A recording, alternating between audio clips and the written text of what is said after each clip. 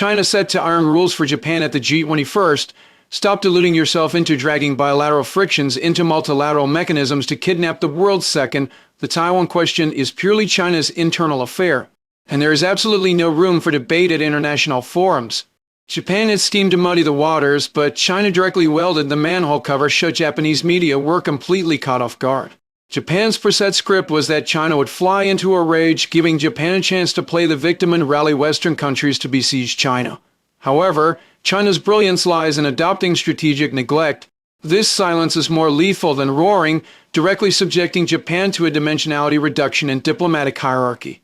You are merely a distraction trying to create regional noise while China focuses on global governance, the development of global South countries, and the reform of the financial order.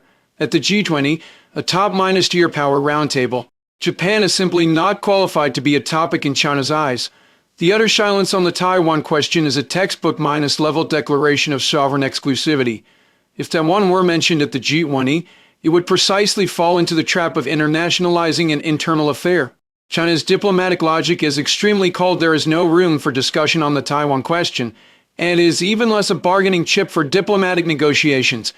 This attitude of zero tolerance and zero discussion directly cuts off the legal loophole for external forces to manipulate the Taiwan Strait issue at multilateral occasions. This is a silent, suffocating battle for dominance. China's refusal to meet with Ishiba Shigeru has already completed a punitive fusing at the bilateral level, while the neglect at the summit is a disqualification at the multilateral level. This sends a clear signal to the world. As long as Japan does not return to the track of abiding by the four political documents, it is not entitled to an entry ticket for strategic dialogue with China.